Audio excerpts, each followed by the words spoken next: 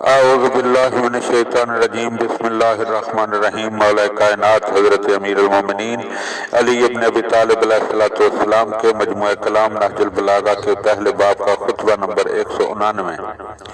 تمام حمد و صلاح کے لیے ہے جس کی حمد ہماگیر ہے، جس کا لشکر غالب اور عظمت و شان بلند ہے۔ میں اس کی پے در پے نعمتوں اور بلند پایا عطیوں پر اس کی حمد و ثنا کرتا ہوں۔ اس کے حلم کا درجہ بلند، چنانچہ اس نے گناہگاروں سے درگزر کیا۔ اس کا ہر فیصلہ عدل و انصاف پر مبنی ہے۔ وہ گزری ہوئی اور گزرنے والی باتوں کو جانتا ہے اور بغیر کسی نقش قدم پر چلے اور بغیر کسی کے سکھائے پڑھائے اور کسی بافہم صنعتگر کے نمونہ مثال کی پیروی کیے اور بغیر لغزشوں سے دوچار ہوئے اور بغیر بشیروں کی جماعت کی موجودگی کے وہ اپنے علم و دانش سے مخلوقات کو ایجاد و اختراع کرنے والا ہے۔ اور میں گواہی دیتا ہوں کہ محمد صلی اللہ علیہ وآلہ وسلم اس کے بندہ و رسول ہیں جنہیں اس وقت بھیجا جبکہ لوگ گمراہیوں میں چکر کاٹ رہے تھے اور حیرانیوں میں غلطان و پیچان تھے۔ ہلاکت و تباہی کی مہاریں انہیں کھینچ رہی تھیں اور زنگ و کدورت کے تالے ان کے دلوں پر لگے ہوئے تھے۔ اے خدا کے بندو، میں تمہیں اللہ سے ڈرتے رہنے کی وصیت کرتا ہوں کہ یہ اللہ کا تم پر حق ہے اور تمہارے حق کو اللہ پر ثابت کرنے والا ہے، اور یہ تقوی کے لیے اللہ سے امانت چاہو اور تقرب الہی کے لیے اس سے مدد مانگو، اس لیے کہ تقوی آج دنیا میں پناہ و سپر ہے اور کل جنت کی راہ ہے۔ اس کا راستہ آشکارا اور اس کا راہ پیما نفع میں رہنے والا۔ جس کے سپرد یہ ودیت ہے وہ اس کا نگہبان۔ یہ تقوی اپنے آپ کو گزر جانے والی اور پیچھے رہ جانے والی امتوں کے سامنے ہمیشہ پیش کرتا رہا ہے، کیونکہ وہ اس کی حاجت مند ہوں گی۔ کل جب خداوند عالم اپنی مخلوق کو دوبارہ پلٹائے گا اور جو دے رکھا ہے وہ واپس لے گا اور اپنی بخشی ہوئی نعمتوں کے بارے میں سوال کرے گا تو اسے قبول کرنے والے اور اس کا پورا حق ادا کرنے والے بہت ہی تھوڑے نکلیں گے۔ وہ گنتی کے اعتبار سے کم اور اس کی توصیف کے مصداق ہیں۔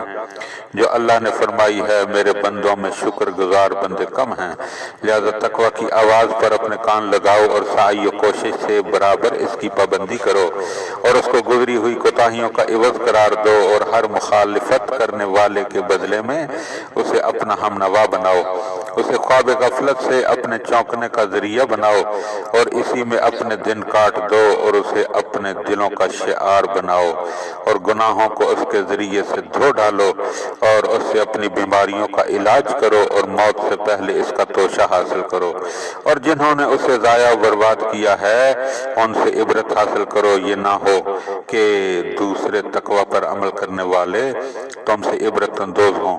دیکھو، اس کی حفاظت کرو اور اس کے ذریعے سے اپنے سر و سامان حفاظت فراہم کرو اور دنیا کی آلودگیوں سے اپنا دامن پاک و صاف رکھو اور آخرت کی طرف والہانہ انداز سے بڑھو۔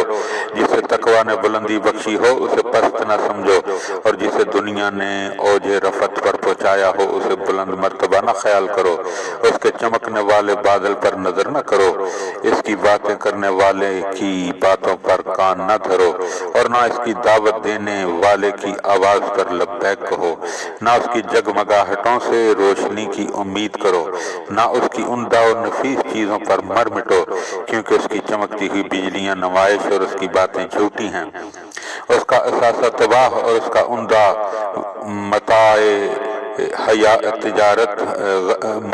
متاع غارت ہونے والا ہے۔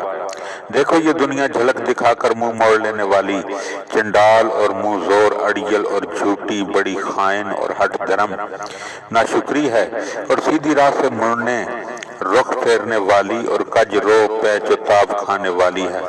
اس کا وتیرہ ایک سے دوسرے کی طرف پلٹ جانا ہے اور اس کا ہر قدم زلزلہ انگیز، اس کی عزت سراسر ذلت، اس کی سنجیدگی عین ہرزہ سرائی اور اس کی بلندی سرتا پستی۔